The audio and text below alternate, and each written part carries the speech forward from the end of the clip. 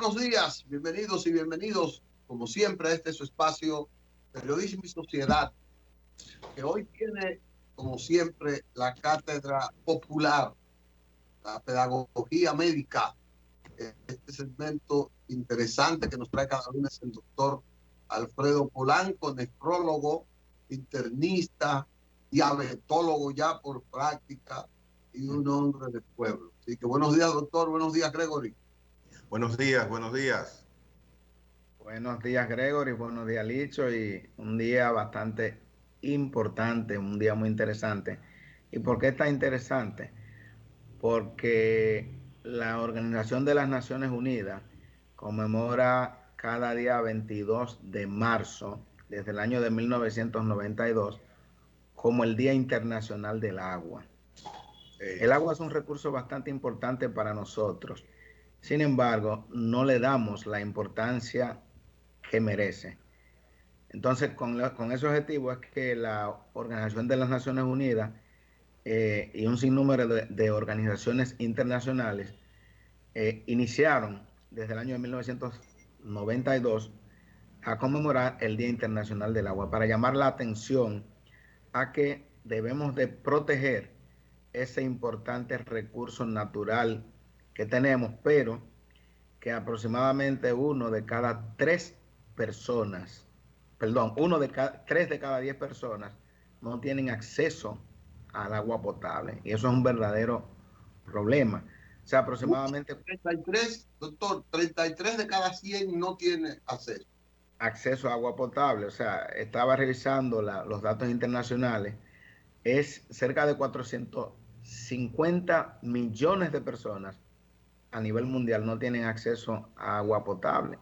Y eso trae como consecuencia enfermedades, sobre todo enfermedades infecciosas de las vías gastrointestinal, etcétera.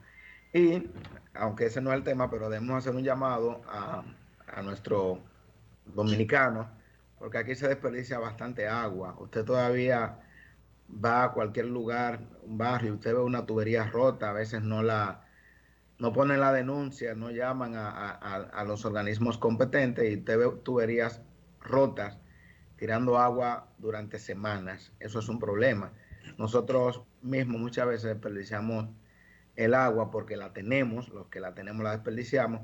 Entonces nosotros tenemos que pensar que es un recurso natural que a unos o a algunos le puede sobrar, pero a otros le falta. O sea que tenemos que proteger ese recurso tan importante.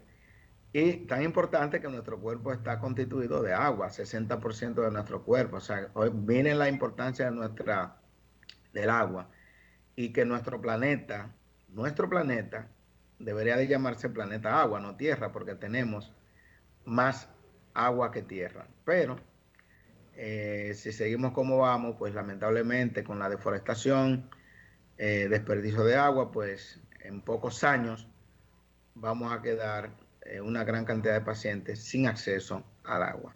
Quería hacer ese comentario en conmemoración a este día tan importante como es el Día Internacional del Agua. Muy acertado, doctor. Bastante acertado. Hay que ver, doctor, aunque no sea el tema, se lo vamos a cortar, que como usted dijo ahorita muy bien, la falta de agua no solo impide el acceso a una buena alimentación, está la contaminación permanente y está la estabilidad de gran parte de los órganos del cuerpo, que ustedes dicen que si no se consume el agua, esos órganos dejan de funcionar a toda la capacidad necesaria y eso entonces provoca la deficiencia en el metabolismo del ser humano, del cuerpo, y eso es muerte segura. Claro, nuestro cuerpo en sentido general, 60% es agua. El corazón necesita agua para que nuestra sangre esté más licuada. Si usted no toma agua, pues su sangre está mucho más espesa y eso fomenta o predispone a lo que es el fenómeno de trombosis, tanto cerebral como trombosis de los miembros inferiores, puede provocar infartos, etcétera. O sea que el agua es bastante importante para nuestros pulmones, o sea, para la vía digestiva. Usted ve que una persona que no toma agua adecuadamente va a tener estreñimiento. Hay muchas damas que están en el lugar de trabajo, en las universidades, que por el hecho de no querer ir al baño, ustedes han oído mucho que dicen muchas mujeres que les gusta ir al baño solamente de su casa. Sí, Entonces, muchas mujeres por no ir al baño, que el hombre orina en cualquier parte, pues ¿qué ocurre? Que no toman agua y eso va en detrimento del organismo. Por eso ustedes van a ver a damas que duran hasta una semana sin evacuar porque no toman agua. O sea, se toman menos de 1 litro de agua al día y eso va en detrimento de la salud. O sea, el agua es salud y no solamente en los riñones, sino de todas las partes de nuestro cuerpo. O sea que exhortamos a que las personas se hidraten adecuadamente cada día, no un solo día, no cuando se acuerden, sino siempre, y no esperar tener sed para tomar agua, porque cuando usted tiene sed, ya usted tiene un déficit de agua de más de 1% de su cuerpo, o sea que es bastante importante tomar agua. mire, doctor, agregando lo que dice el dicho, no es el tema el agua, pero ya brevemente, hay un pequeño detalle de lo que es la tecnología, hablando del hábito del agua y de las mujeres. Mi esposa, desde hace unos días, yo empecé a oír que le sonaba una melodía de agua en el teléfono y yo me reía cada vez que... Y le pregunté como al otro día, digo, ven acá, pero te suena agua ahí como si fuera un vaso echando. Dice, sí, es una aplicación que yo bajé, que tengo allá en el banco, en el trabajo, para que no se me olvide tomar agua. Y efectivamente, yo la veo que está tomando muchísima agua y eso le ayuda. Oiga dónde anda la tecnología, la melodía del agua, agradabilísima, y entonces vete a beber agua. Claro, Tecnología al servicio de la salud. Sí, importante aplicar la tecnología bastante en sí. la salud. Pues Con bien, la tecnología, no, le iba a decir la tecnología y el tema de hoy. sí. Bien, no, vamos a conversar sobre, recuérdense que el día 11 de marzo se conmemoró el Día Internacional del Riñón y vivir bien con enfermedades renales, ese es el lema. Entonces, hay ciertos aspectos que nosotros prácticamente, inclusive a los médicos, no tomamos en cuenta con el paciente que se le diagnostica una enfermedad renal crónica. ¿Cuáles son esos aspectos? Ahí tenemos aspectos bastante importantes que son los aspectos sociales, aspectos de la vida sexual, o sea, de su sexualidad. Hay aspectos económicos que prácticamente nosotros no tocamos. Nosotros simplemente le decimos a un paciente, no importa la edad que tenga, porque tenemos muchos pacientes en vida productiva, pacientes de 30, 40, 50 años, pacientes de 55, 60 años que todavía están laborando y le decimos tranquilamente, muchas veces sin tomar en cuenta qué trabaja esa persona, pues una persona que tiene su familia, que tiene un trabajo, que es parte de una sociedad.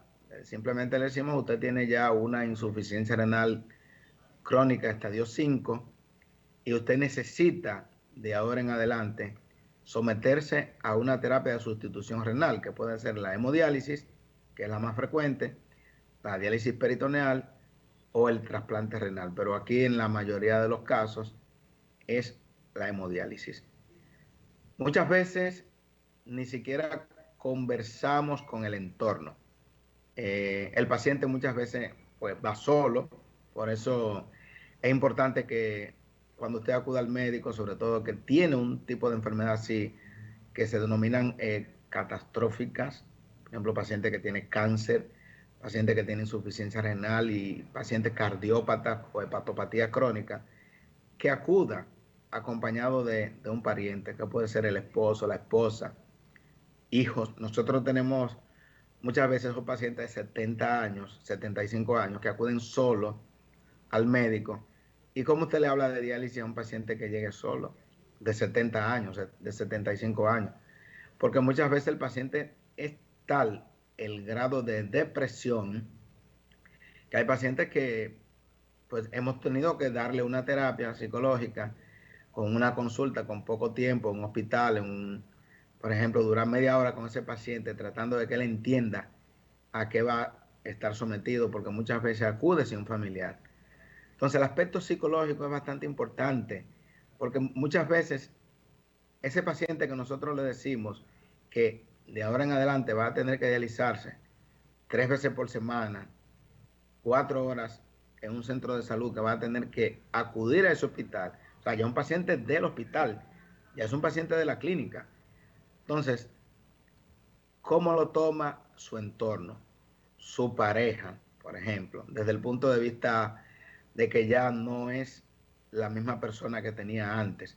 Sus hijos, por ejemplo, que muchos de esos pacientes ya que tenían un trabajo, aunque el paciente que tiene insuficiencia renal crónica, en la mayoría de los casos, lo más importante, y hago énfasis en eso porque sé que muchos pacientes nos están mirando, es importante que si tiene un trabajo, pues que no lo deje.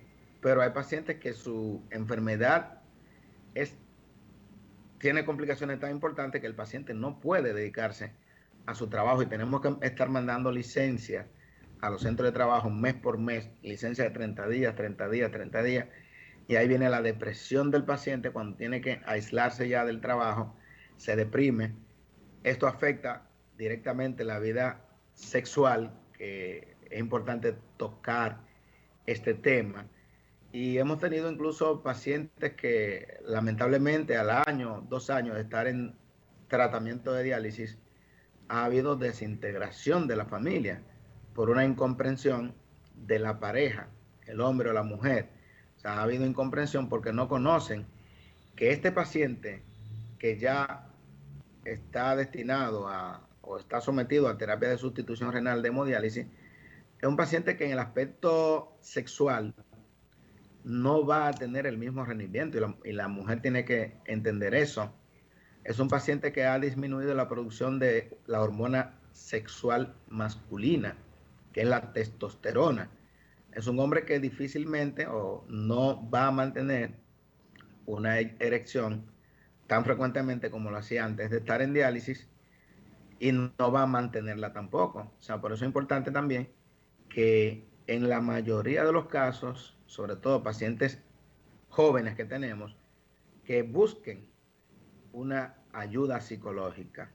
En uno de los casos nosotros se los recomendamos, pero el paciente pues dice, no, no, doctor, nosotros nos sentimos bien, llevamos una vida bien, pero según estudios que nosotros hemos revisado, hasta el 70% de los pacientes que están en terapia de sustitución renal, hemodiálisis, diálisis peritoneal o trasplantes, ya el trasplantado menos, pero tienen una disfunción sexual, sea eyaculación precoz o sea desinterés en la actividad sexual. Entonces, tenemos pacientes de 40 años, por ejemplo, que tienen su pareja de la misma edad. Entonces, no es fácil en ese sentido la pareja entender a su cónyuge sobre esa Doctor, situación. Sí. doctor, te interrumpo ahora. Y antes de que ustedes inicien ese proceso, el centro donde se va a hacer no tiene un equipo, un programa de asistencia psicológica, asistencia mental para ese paciente. Sí, hay algunos centros que lo tienen, hay otros que no lo tienen. Nosotros estuvimos el jueves pasado en un conversatorio, la sociedad, parte de los integrantes de la Sociedad Dominicana de Nefrología, sobre tratando precisamente este tema, porque el objetivo es que ese paciente que está en diálisis tenga un bienestar aún y tenga su enfermedad, porque muchas veces el paciente se deprime tanto que dice, se entregan, literalmente el paciente se entrega, y eso no es lo que nosotros queremos. Por eso, el paciente ese que va a ir a diálisis, nosotros como nefrólogos debemos de enviarlo al psicólogo o al psiquiatra, para que ese psicólogo o psiquiatra le ayude a adaptarse a la manera como se adapta, porque debe ser una consulta en pareja, no solamente el paciente que se está dializando debe ir a la consulta del psicólogo o el psiquiatra, sino su pareja, Doctor, su usted entorno. indica que ese paciente que va a ese proceso que va a marcar su vida debe ser remitido a un psiquiatra o a un psicólogo, pero se hace eso por parte de los galenos, es una norma. En la mayoría de los casos no se hace. En la mayoría de los Entonces, casos nosotros nos creemos, los nefrólogos, el nefrólogo se cree el psicólogo, se cree el psiquiatra debido a la confianza que tiene ese paciente en su médico de cabecera. Pero nosotros hay situaciones que lamentablemente nosotros como médicos nefrólogos no sabemos ni podemos, ni tenemos que saber manejar 100%, y por eso es que decimos siempre que el paciente con insuficiencia renal crónica es un paciente multidisciplinario. ¿Qué significa eso? Que tiene que ser manejado tanto por el nefrólogo, el psicólogo, psiquiatra, el nutriólogo, porque con respecto al estado nutricional debe de ser manejado por un nutriólogo, por el especialista de la diabetes, por el cardiólogo, etcétera. Son pacientes que tienen que ser evaluados por sus diferentes médicos, pero muchas veces el paciente se hace tanta empatía con su médico nefrólogo que se le olvida que también tiene que ser evaluado por este otro tipo de personal sanitario, que es en este caso lo que estamos hablando, el psicólogo o el psiquiatra, y que nosotros vemos que al cabo de unos meses o unos años, esa esposa, porque hay que saber algo, hay más hombres en diálisis que mujeres. Todavía no se sabe, no hay estudios que digan el por qué, pero usted va a una unidad de diálisis y usted va a encontrar 3 mujeres y 7 hombres. Entonces, ¿qué sucede? En principio, nosotros vemos a lo largo de los años cómo los primeros meses la esposa va, lo acompaña y todo eso. Pero luego uno pregunta, dime, ¿y tu esposa y cómo está todo? Y a veces son tímidos en responder y uno entiende más o menos lo que ha pasado, que es un golpe bastante duro para un paciente que de por sí está dializándose y que de repente o al cabo de pocos meses pues ocurra una separación. Eh, Pudiendo esto ser prevenible, porque o sea, estos aspectos de la vida psicológica del paciente podría mejorarse. El paciente debe de buscar ayuda siempre que sea necesario. O sea, no ¿y qué dejar, ayuda física a su problema puede conseguir? claro, por ejemplo, cuando muchas veces la esposa no entiende que este paciente cursa con trastornos hormonales y eso trae como consecuencia una disminución de la libido. O sea, muchas veces ella cree que es el paciente porque que no quiere, porque hemos tenido todos esos casos, ¿no? Entonces, cuando buscan la ayuda con un personal de salud mental, esa persona, ese médico, le hace ver a esa pareja que su paciente, o su esposo en este caso, tiene un problema, o sea, no es porque él quiere estar contigo. Y hay otras maneras en ese sentido de cómo llevar la vida amorosa, la vida matrimonial. En este caso, no solamente con las relaciones sexuales. Hay otras actividades de la vida sentimental que en este caso podrían ayudar bastante a las parejas.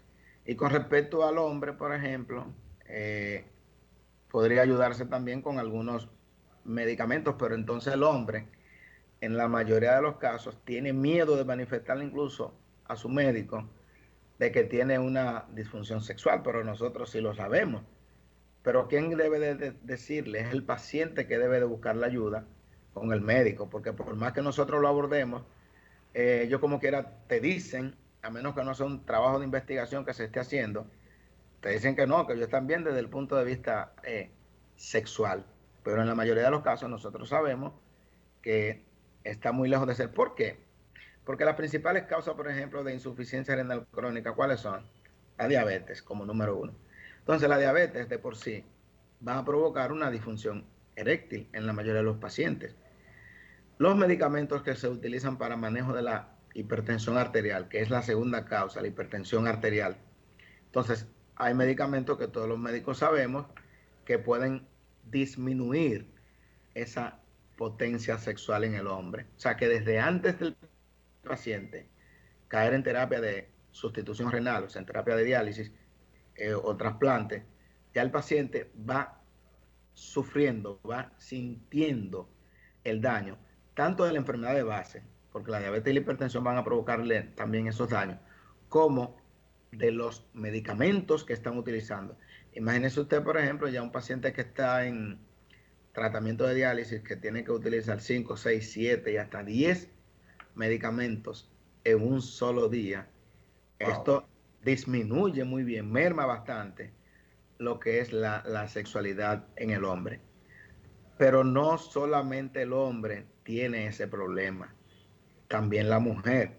O sea, en las damas nosotros vamos a encontrar que hay una disminución de la hormona sexual femenina, de tal modo que una paciente, por ejemplo, aunque tenga edad productiva, 30 años, 25 años, después que ya está en terapia de diálisis, a los 2 o 3 meses de estar en diálisis, va a haber una disminución de su ciclo menstrual, hasta que generalmente ya cuando tienen un año en diálisis, pues ya la paciente deja de ver su ciclo menstrual.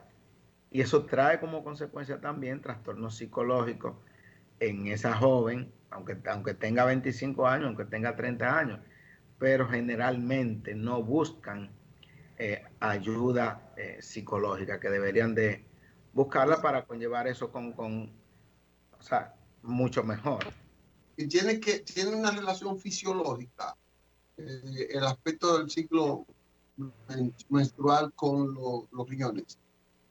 Claro que sí. Por ejemplo, cuando el paciente tiene insuficiencia renal crónica, esto afecta las hormonas tanto sexuales masculinas como femeninas. Por eso que nosotros decimos, el paciente que tiene insuficiencia renal crónica es un paciente que es bastante complejo y por eso es que no debe de ser manejado exclusivamente por un solo médico, no es solamente por el nefrólogo. Pero en este caso, por ejemplo, la mayoría de los pacientes creen que todo es del nefrólogo. Por ejemplo, nosotros tenemos algunos pacientes que han cursado con neumonía y ellos creen que el nefrólogo es que tiene que manejarle su neumonía. Nosotros decimos, no, nosotros te acompañamos con el neumólogo, pero la neumonía la maneja el neumólogo. Yo soy nefrólogo. Cuando el paciente le da un infarto, le duele el pecho, al primero que acude, y lógicamente es así porque somos el médico de cabecera, pero el manejo del infarto, ¿quién lo es? Es el cardiólogo. Entonces muchas veces ellos hasta son renuentes a tomar un medicamento cuando no está autorizado por el nefrólogo. Y es por eso que yo les exhorto siempre a mis colegas nefrólogos que usted debe de ser localizable. No importa que, bueno, algunos dicen, bueno, que yo no soy esclavo de mi profesión. Lo que pasa es que esta es una profesión donde usted tiene un grupo de pacientes renales crónicos, que ellos lo dicen claramente, aunque sea en el hospital de la diabetes, en Secanod, cualquier hospital que usted trabaje, ellos dicen, no, es que el doctor Polanco, por ejemplo, el doctor Pion, el doctor Ledesma, ese es mi médico de cabecera y yo lo llamo cuando tengo algún problema. O sea, y el médico debe de saber que el nefrólogo, por el tipo de paciente que maneja, eso es así, es igual que el oncólogo. El paciente con cáncer depende bastante de ese oncólogo que es su médico de cabecera. Entonces, nosotros debemos de cogerle esa llamada, porque lamentablemente cuando usted no le coge la llamada a un paciente que usted sabe que tiene 10 años manejándolo, y es como estaba mirando en una entrevista, es que se crea mucha empatía en ese paciente que nosotros vemos en una sala de diálisis 3 veces por semana, porque no es que lo vi hoy y lo voy a ver dentro de 3 meses o dentro de un año. Esos pacientes que usted dice, venga dentro de un año que usted está bien. No, el paciente con insuficiencia renal crónica, nosotros estamos viéndolo 3 veces por semana. O sea, que es un paciente que lo estamos viendo mucho más que a un familiar, porque hay familiares que usted tiene. La mitad del tiempo casi. Exactamente, mira, ahora mismo los pacientes, hay un grupo que están ahí esperándome. Entonces esos pacientes, cuando ellos están esperando que su médico de cabecera que llegue, y ellos no están tranquilos hasta que no llegó su médico. El miércoles, por ejemplo, ellos saben que, por ejemplo, porque las diálisis son así, lunes, miércoles y viernes, martes, jueves y sábado. Ese paciente que le toca hoy diálisis, le toca de nuevo el miércoles, le toca de nuevo el viernes, y ven a ese personal que incluso hay secretos que ellos le confiesan más fácil al personal sanitario que lo está manejando, o sea, ya sea la técnica de diálisis o ese médico nefrólogo, que a su propia pareja. O sea, que nosotros tenemos que saber eso, porque si no lo sabemos, lamentablemente, y nosotros no hacemos buen uso de esa confesión que nos hace ese paciente, pues lamentablemente vamos a defraudar al paciente, lo vamos a defraudar, y no podemos defraudar. Doctor, ¿qué es lo que debe hacer? ¿Cuál debe ser el entorno que debe tener un paciente de diálisis? ¿El entorno profesional, el entorno familiar? Bien, ustedes ven, por ejemplo, cuando en la antesala del paciente que está dializándose, ustedes van a ver siempre que hay personas que ahora nosotros, desde el 2020, con la llegada de la pandemia, hemos limitado y se entiende. Sin embargo, es importante que ese paciente, en la mayoría de los casos, no llegue solo, no llegue solo a la unidad de diálisis. ¿Por qué? Porque generalmente en las unidades de diálisis no ocurre ningún tipo de problema, porque el paciente que se está dializando fue un paciente que llegó mal, llegó sobrecargado de volumen y va a salir bien. Eso es lo que generalmente ocurre. Pero un paciente puede tener una complicación en la diálisis, podría ocurrir, que es difícil que ocurra, pero puede ocurrir. Entonces necesita tener el apoyo luego de ese familiar, la esposa o un hijo, o alguien debe estar, o sea, ese debe de ser el entorno. Y que nosotros como médicos y las enfermeras que están ahí a diario, que están en su diálisis, pues sean comprensivas también con ese paciente, que los escuchen, porque muchas veces el paciente lo que quiere es que lo escuchen. Nosotros siempre debemos de acudir al llamado de ese paciente. No decir ahorita vuelvo y no volver, porque lamentablemente usted no sabe qué es lo que le quiere decir a ese paciente, que sea tan importante que incluso a veces hasta la vida depende de que usted lo escuche o no, porque hay pacientes que han confesado que lamentablemente dicen, bueno, Polanco, si usted no me hubiera escuchado, yo no sé lo que hubiera sido de mí, porque tenía un grave problema, pero mire lo fácil que se resolvió. Se resolvió fácil, sin embargo, yo no podía resolver ese problema. O sea que hay que escuchar a ese paciente. Es bastante Doctor, importante. una pregunta que se me ocurre al usted mencionar esa rutina de salud, lunes, miércoles, viernes, martes, jueves, sábado. Un paciente que esté en diálisis, ¿cómo hace si necesita o desea viajar al exterior? Pero usted, eso es una de las preguntas más importantes que hay. Miren, esos son uno de los factores más importantes que inciden en que el paciente pues se deprima porque cree que no puede viajar. Pero el paciente puede viajar, incluso hace un año, año y medio, no, hace ya año y medio, hubo un paciente que me dijo, doctor, yo después que tengo 5 años en diálisis no he ido a un resort. Y yo le dije, claro que tú puedes ir a un resort. Por ejemplo, en Bávaro hay unidades de diálisis. Nosotros coordinamos con esos centros de diálisis para que se te dialice porque te toca el sábado. Tú puedes irte el viernes a tu resort y puedes. Los pacientes que quieren viajar a Estados Unidos, pues nosotros también coordinamos, se podría coordinar esas diálisis en Estados Unidos. Y hay pacientes, óigame bien, por ejemplo, ahora mismo en Semana Santa, ya hay pacientes que nos han llamado que vienen a partir del viernes de esta semana, vienen de Estados Unidos, vienen de Europa, y nosotros los recibimos en estas unidades de diálisis. En diciembre, nosotros en Secanot recibimos alrededor de 6 pacientes de Estados Unidos que se fueron ya a mediados de enero.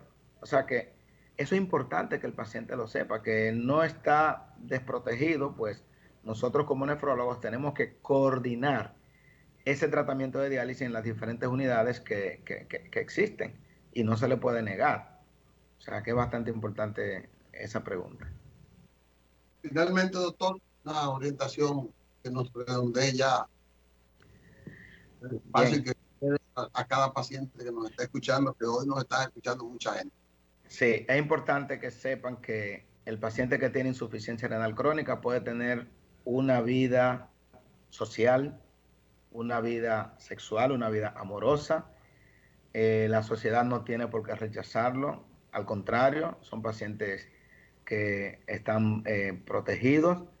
Las mujeres deben de saber que van a contar con el amor de su esposo, o sea que es bastante importante. De hecho, veo como en la unidad de diálisis los hombres que tienen a sus esposas pues la tratan bastante bien. Debe de haber una buena comunicación en la pareja del paciente que se dializa y las esposas que comprendan a estos hombres, o sea que si tienen que buscar ayuda psicológica, si ellas tienen que conversar incluso con el mismo médico nefrólogo, pues que conversen, pues de seguro que nosotros podemos orientarla hacia qué lugar ir. O sea que esas son las recomendaciones nuestras. Muy bien. Bueno, le agradecemos nuevamente, doctor, esta cátedra popular médica que usted nos da cada lunes y que la gente se siente tan atraída por la comprensión que usted le induce a cada tema. En ese caso, hoy, esta necesidad de que el que esté afectado por esté pasando por una terapia renal, pues tenga el acompañamiento familiar, el acompañamiento psicológico para tener una mejor calidad de vida durante ese proceso. Bueno, y recordamos que hoy es el Día Internacional del Agua y que no es solamente un día. Todos los días nosotros debemos de cuidar y proteger ese recurso tan importante que es el agua y utilizarlo de manera correcta, no desperdiciarla. El agua es vida, no la desperdicien. Pepe Justiniano Polanco. Don Pepe. Gracias, doctor, que tenga un buen inicio de semana, que sus pacientes lo sigan amando con esa vehemencia con que lo hacen cada día a usted por ese servicio que usted le brinda. Felicidades a ellos por tener a Dios y tenerlo a usted siempre. Amén. Gracias. Igual. Vamos a una pausa y volvemos entonces ya con otros temas del día.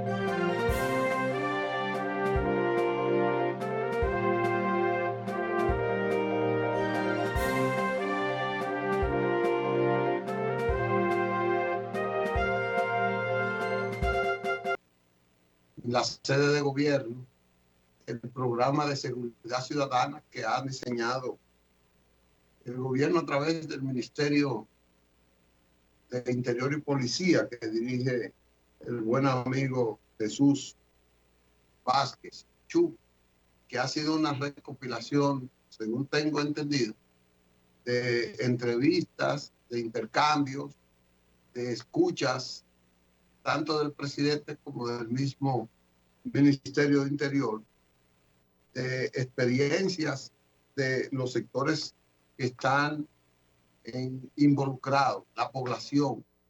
Se han hecho cientos, por decir así, de encuentros con las comunidades.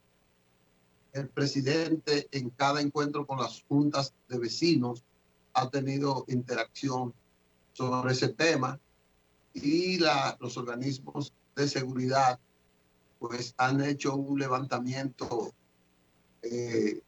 bastante pormenorizado. Tengo entendido que hay firmas, que hay entes internacionales con mucha experiencia en la investigación de ese tema y se va a presentar, no tengo detalles, pero me parece que se va a presentar un programa bastante halagüeño para el país. No hay posibilidad de que un plan de seguridad ciudadana tenga éxito si no hay un aporte de la comunidad, de la ciudadanía. No es posible, el gobierno no tiene cómo, y menos en la democracia, para enfrentar la inseguridad ciudadana si no hay una comprensión, tolerancia, participación proactiva de la comunidad. Y el gobierno que lo haga debe tener justamente esa prioridad de involucrar a la comunidad en esos eventos. Esa parte que tú mencionas de la participación de la ciudadanía, ¿cómo tú la traduces? Porque cuando se oye, yo digo, no, pero espérate, yo quiero que me cuiden, pero yo no me voy a enfrentar a nadie ni voy a delatar a nadie. Esa parte, ¿cómo podría manejarse de manera, y es cierto, porque sin la ciudadanía, los organismos de seguridad, pues no tienen insumos concretos, porque es una colaboración, pero ¿cómo se transmitiría esa participación? De muchas maneras. Una es la concientización de la higienización del entorno familiar y comunitario.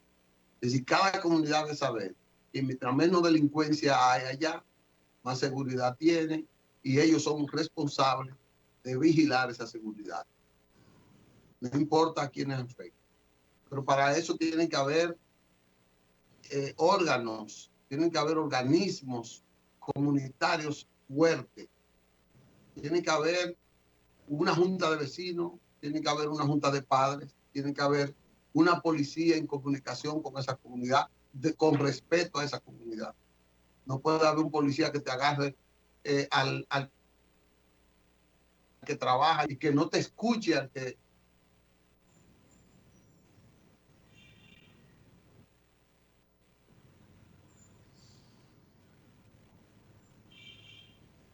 Tiene que Bueno, haber ese funcionamiento educativo porque tiene que ser sectorial. La delincuencia tiene que ser sectorial. No es verdad que yo siempre he creído que no es verdad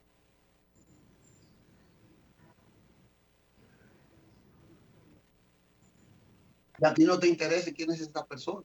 Si tú quieres sanear y tener sana tu comunidad, lo primero es acercarte a esa persona. Lo primero, eso tiene que hacerlo. Eso se hacía antes. Y eso la policía, no es que tú seas chivato. Tiene que haber una actividad dinámica en términos ¿cómo se llama eso? De la diversión, en términos del esparcimiento. Reforzar los órganos expresivos de la comunidad. y mira, hay una delincuencia que es la que uno se horroriza, la que roba el celular, la que atraca en motores, la que te asalta tú caminando en las calles, pero también, muy importante, hay una delincuencia a un nivel en clases sociales menos deprimidas que es peligrosa. Aquí hay personas que tú sabes que en el entorno en que viven no pueden explicar cómo están, por ejemplo, viviendo en ese lugar, de dónde vienen, para dónde van, porque no tienen una base conocida de sus ingresos que les permiten acceder a ese estatus. Eh, y te presentan carros de lujo, el mismo lugar donde viven, que son lugares costosos, y entonces eso es parte también de un entramado delincuencial que es a otro nivel. En cuanto al anuncio de hoy, que va a ser la presidencia de la República, y ese plan que se va a presentar, que ha sido eh, anunciado con mucha antelación desde el pasado año, ya el presidente venía indicando que para el mes de marzo se iba a presentar ese plan, o sea que no es algo improvisado. Primero se partía de mejorar las condiciones económicas de los miembros de la Policía Nacional y efectivamente a partir del mes de enero se empezó a mejorar las condiciones salariales de estos agentes. Entonces, hay un detalle que voy a estar pendiente para ver cómo es que lo van por dónde viene el enfoque, y es el aspecto del que más escándalo hace, el de los motores, los asaltos en motores. Las redes sociales están llenas de videos de atracos que se producen en plena vía pública, que se producen en colmadones, en tiendas. Vienen dos personas en un motor, una se desmonta, otra se queda al frente del timón del motor y uno atraca y entonces arrancan de una manera veloz. Entonces, hay una gran, así como hay una cantidad de accidentes mayoritariamente producidos por motoristas, hay una gran cantidad de atracos producidos por en estos vehículos de dos ruedas. Entonces, esa parte me gustaría ver por dónde viene el gobierno en este plan tan importante que se va a anunciar en el día de hoy. Va a ser verdaderamente interesante y esperemos que sea un antes y un después del día de hoy, esto de la delincuencia. Habrá que ver, pero yo te digo, mira, vamos a una pausa. Yo te voy a contar una historia. Te voy a contar una historia que pasó aquí, que me pasó a mi entorno, con esos robos de los celulares. Pero vamos a una pausa, te la voy a describir, para que tú veas que es fácil. Entonces. Vamos a pausa.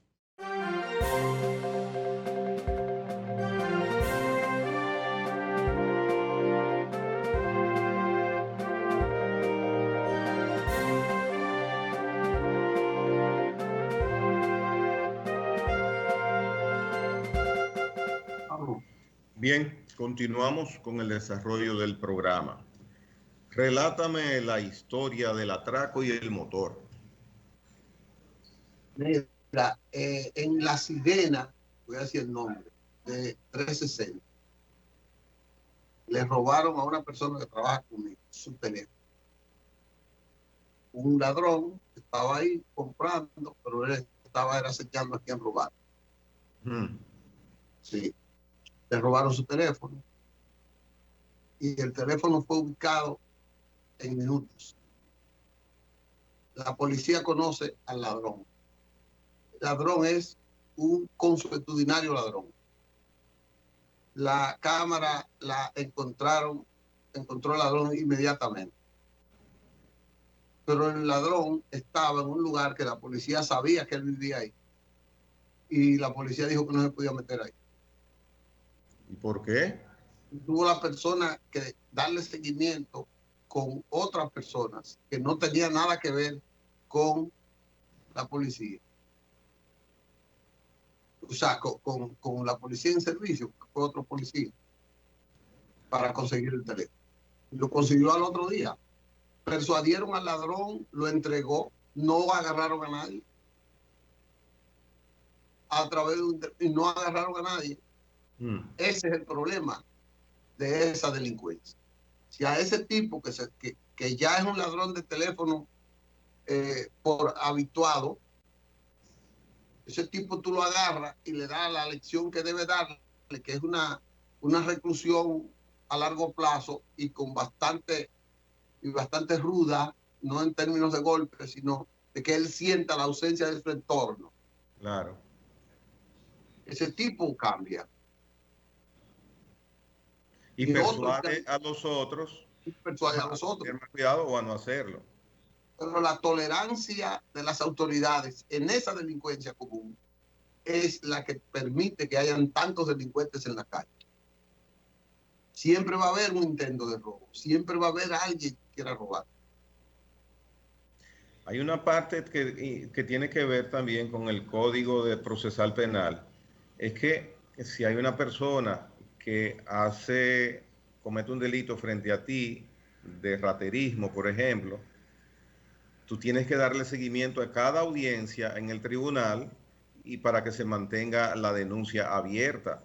Si tú desistes, ya el caso se cae. Eso es un problema también, porque hay personas que dicen, bueno, yo no me voy a enfrentar a estos tipos que saben dónde yo vivo. ¿Sabes lo que hacen en Estados Unidos? Que el policía tiene que ir a la audiencia. Y si deja de ir, el policía lo sanciona. Bueno, veremos a ver qué trae el plan de preservación de seguridad ciudadana, porque ese es un aspecto que si no se resuelve, por más intentos que se hagan y recursos que se inviertan, va a ser muy difícil. Esto es un pedacito y aquí el ciudadano es indefenso. Porque imagínate tú en la calle, frente a un tipo que anda con un puñal, que anda con dos tipos más, drogados quizá, van en ventaja en todos los sentidos en contra del indefenso o de la indefensa. Si eso no se resuelve, vamos a seguir el problema. Y así es que funciona eso. Si tú no das seguimiento como afectado, el caso se cae. Entonces yo prefiero perder el teléfono, perder cualquier bien y ya estoy tranquilo, preservo mi estabilidad física. A mí me robaron y la cámara identificó al ladrón. Al ladrón le quitaron como 20 artículos porque había hecho robos en demasía en muchos lugares. Y él confesó y todo. Y lo soltaron a los 5 días porque no tenían pruebas. Pero le incautaron más de 20 electrodomésticos, televisores, computadoras y todo. Y lo soltaron por falta de pruebas. Después lo volvieron a agarrar por otro robo y en la cárcel él le confesó a los otros presos o a los otros internos cómo él salió de ese robo al que le quitaron tantos electrodomésticos. De los cuartos que se robó en un almacén, 130,000 pesos, él dio 30,000. Y no encontraron prueba con esos 30,000 pesos.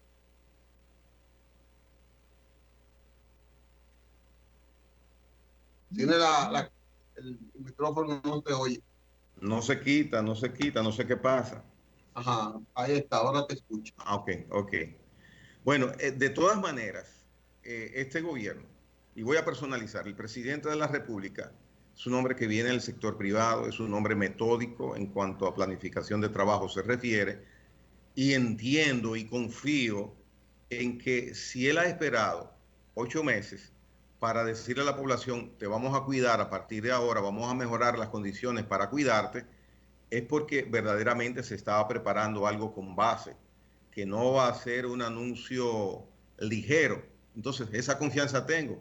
Esperemos a ver qué se ha estado preparando durante todo este tiempo y mucho más, que hay un plan de gobierno que lo especificaba. No sé si Rudolph Giuliani, exalcalde de New York, va a hacer una especie de asesoría, supervisión, coordinación, no sé, pero fue el asesor en ese aspecto en las dos campañas que participó el presidente como estandarte de presentar un plan de seguridad ciudadana para el país.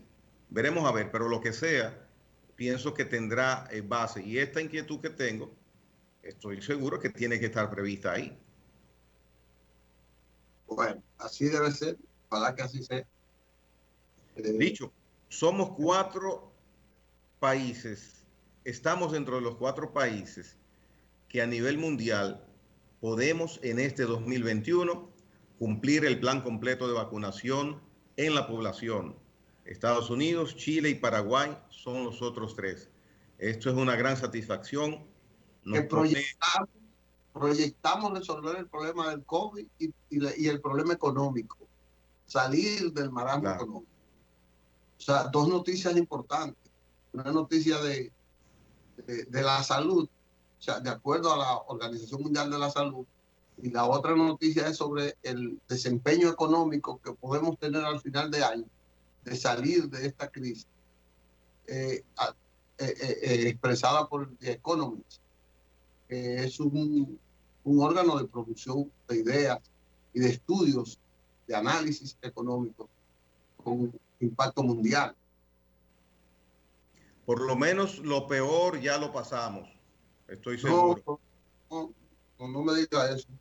Sí, ya lo peor lo pasamos, ya hay muchas personas integradas a su trabajo, el turismo está empezando a crecer o a retomar tamaño, no digamos crecer, está empezando a retomar tamaño y las actividades económicas poco a poco con las flexibilidades que hay también van camino a buscar una normalidad que no llegará en estos meses, pero ya, mira, teletrabajo ya finaliza, empezó a partir de hoy el trabajo laboral normal en el Estado, o sea que vamos avanzando. Cuidémonos sí de Semana Santa, cuidémonos de Semana Santa.